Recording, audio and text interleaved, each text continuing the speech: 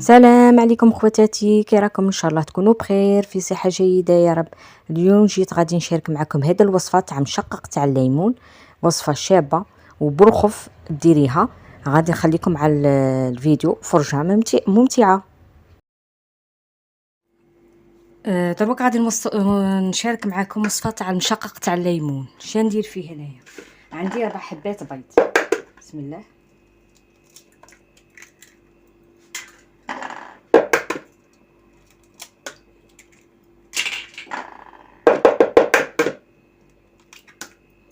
ثلاثة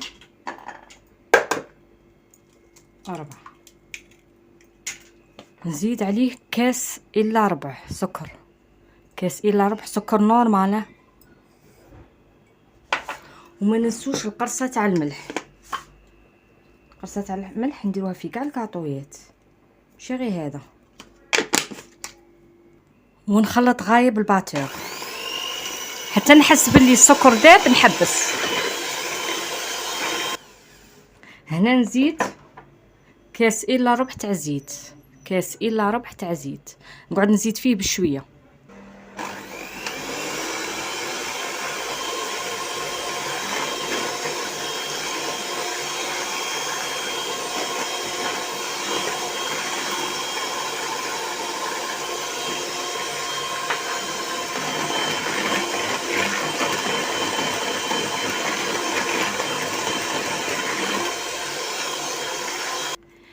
هنا ندير لافاني مغرف كبيره ولا 2 مغارف صغار.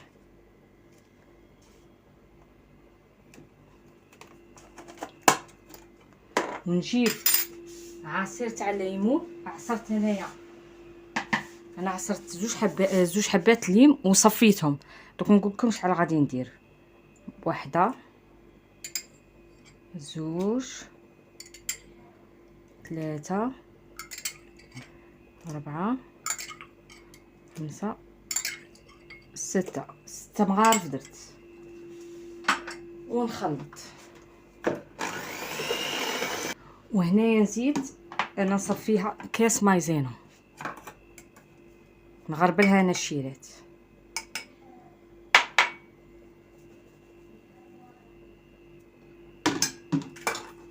وندير 4 مغارف تاع نوات كوكو.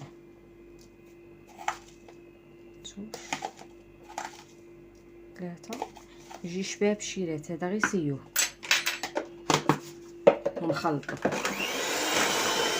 نسيت الشيرات مبشور تاع هذاك اللي اللي عصرته 2 حبات درت مبشور تاعهم.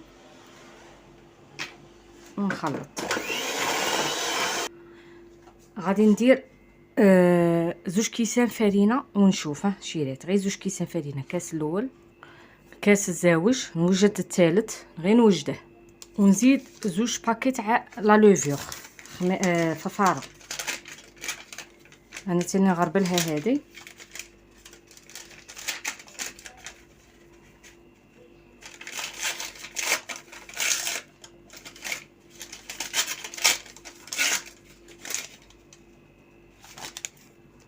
ودروك نخلط ونشوف الا نزيد فرينه. ما ديروش فرينه ضربه واحده غير باش تخافوا، فهمتوا؟ دونك كل نوع تاع فرينه والنوع تاعها، فهمتوا؟ كل فرينه والنوع. دوك نلمها ونشوف اللي خص. هنا يخصني نزيد كاس ثالث شيرات.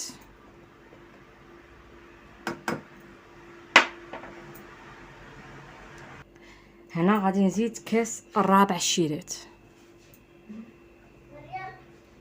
كاس الرابع هذا. هيا العجينه الشيرات دات لي 4 كيسان. دوك غادي نوجد صواحي ونولي معكم.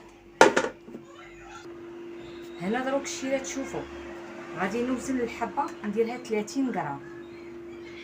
30 غرام للحبه. 30 غرام.